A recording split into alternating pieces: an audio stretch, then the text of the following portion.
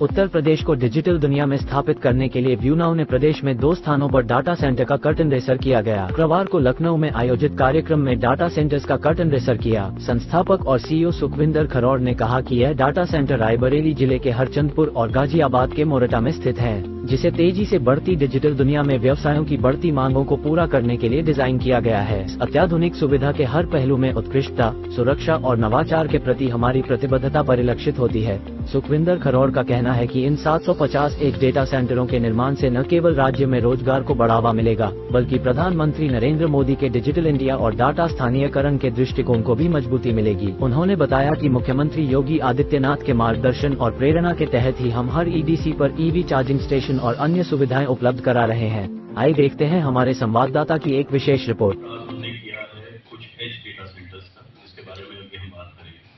तो उसकी अनाउंसमेंट के लिए आज हम लोग इकट्ठा हुए हैं।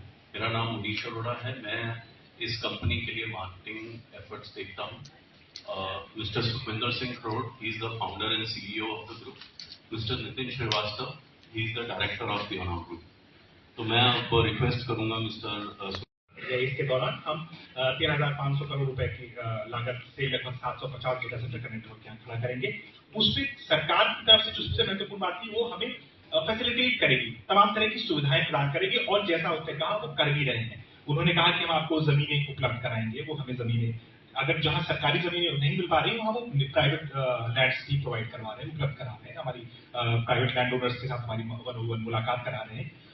इसके अलावा इलेक्ट्रिसिटी की सब्सिडी निश्चित रूप से उस पर मिलती है, लेकिन उसके लिए आपको एक नियम उनके कुछ हटाए हैं जो पूरी करनी पड़ेगी। तो वो सारी सुविधाएं सिंगल विंडो सिस्टम पे सरकार उपलब्ध करा रही है। और मैं बड़े मतलब उत्तर प्रदेश में जैसी सरकार अगर कोई समस्या आती है उसको बताते हैं वहां तक, और वो विद इन मिनट्स, घंटों की बात नहीं कर रहा हूँ, मिनटों में उसका सोल्यूशन वो लोग निकाल के देते हैं। ये बहुत शानदार अनुभव है उत्तर प्रदेश में काम करने का। हमारी योजना है पहले चरण में हम हर एक जिले में खोलेंगे।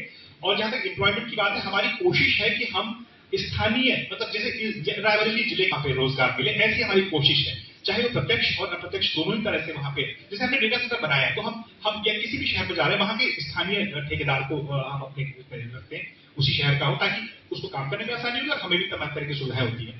बाकी जो स्टाफ है, जैसे 20 से 25 लोग हम किसी भी पॉइंट ऑफ टाइम पर मतलब 3 शिफ्टों में अगर मिला के देखें तो वो हम हर लेवल पे, हर स्केल पे हमारी कोशिश होती है कि स्थानीय लोग हैं।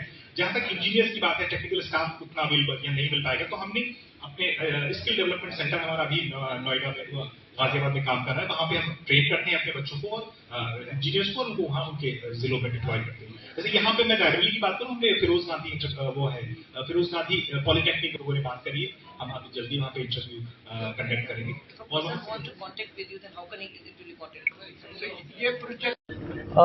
ये एक्चुअली कंपटीशन की बात नहीं है।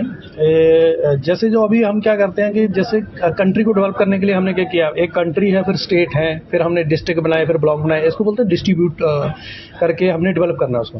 तो अभी क्या है, पूरी दुनिया के अंदर अगर हम डेटा सेंटर की बात करें, हमारे कंट्री में बात करें, तो जैसे अभी हीरा नदानी साहब ने ही यूपी के अंदर सबसे बड़ा डेटा सेंटर बनाया है।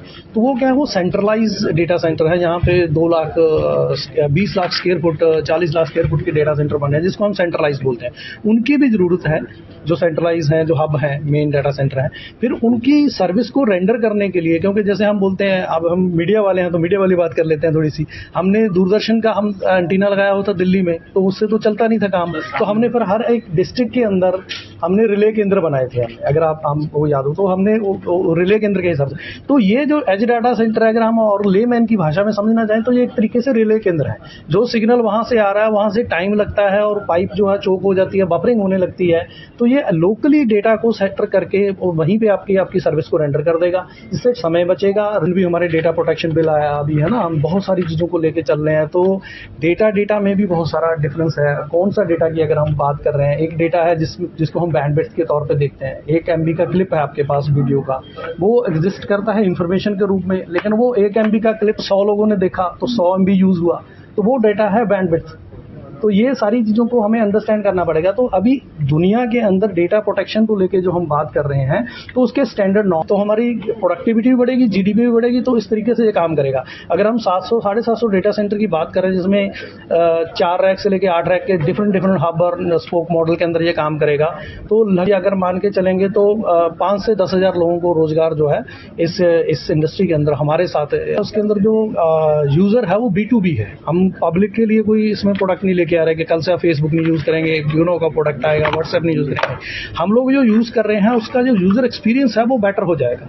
जो आप काम कर पा रहे हैं, जो फेलियर रेट है वो आप सही हो जाएगा। आपने कोई गवर्नमेंट पे कोई टैक्स भरना है, आपने कोई डॉक्यूमेंट डाउनलोड करने हैं, आपने कोई वीडियो भेजना है, आपने अभी हमने कोरोना के दौरान हमने जो हमारे सिटीजन हैं उनकी लाइफ के अंदर ये इफेक्ट आएगा, लेकिन आप इसको फील कर पाएंगे।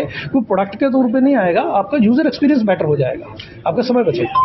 तो आगे एक तरीके से जब इस तरह की किसी पैंडेमिक में हम लोग गुजरे हैं, तो बहुत सारे आइडियाज, बहुत सारी चीजें हम लोगों ने बनाई हैं। जैसे बनाए तो कुछ और चीजें थे, हमने कमांड कंट्रोल या स्मार्ट सिटी के लिए कमांड कंट्रोल सेंटर बनाए थे, ICCC बोलते हैं जिसको, वो बनाए थे।